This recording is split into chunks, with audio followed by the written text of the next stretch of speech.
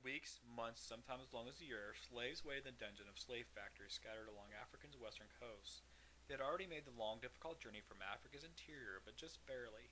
Africans were packed tightly into slave ships with little light, food, and grueling and inhumane conditions.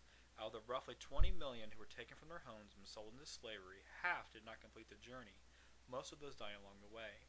The captives were about to embark on the infamous Middle Passage, so called because it was the middle leg of a three-part voyage, a voyage that began and ended in Europe. The first leg of the voyage carried cargo that often included iron, cloth, brandy, firearms, and gunpowder. Upon landing on Africa's slave coast, the cargo was exchanged for Africans. Fully loaded with its human cargo, the ship set sail for the Americas, where slaves were exchanged for sugar, tobacco, or some other product. The final leg brought the ship back to Europe.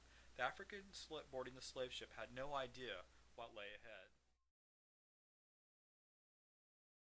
Once ships arrived in America, Africans were unloaded at Sullivan's Island to be cleaned, prepped, disinfected, and quarantined before entering the city.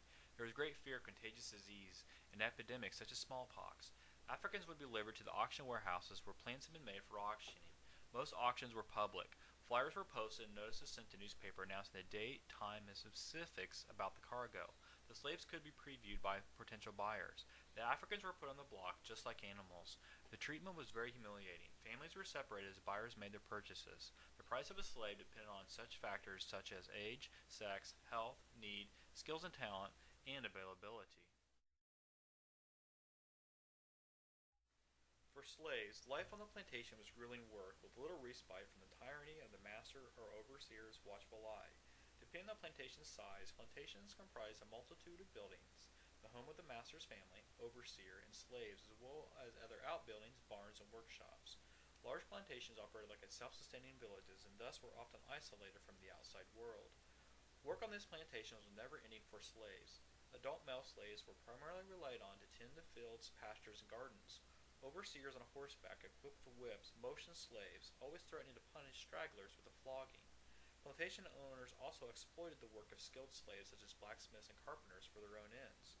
Lastly, female slaves and young children usually served as domestics, tending to the master's family as cooks, servants, and housemaids, and were often starved, whipped, and even raped.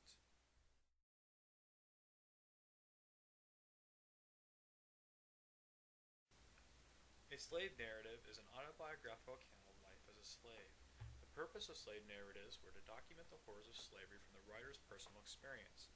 Slave narratives attempted to arouse the sympathy of readers in order to promote humanitarianism, emphasize traditional Christian religious ideas, and emphasize the cruelty of individual slave owners. Local color fiction is the use of regional detail in literature, typically through dialect. Its purpose is to give readers a sense of a particular region or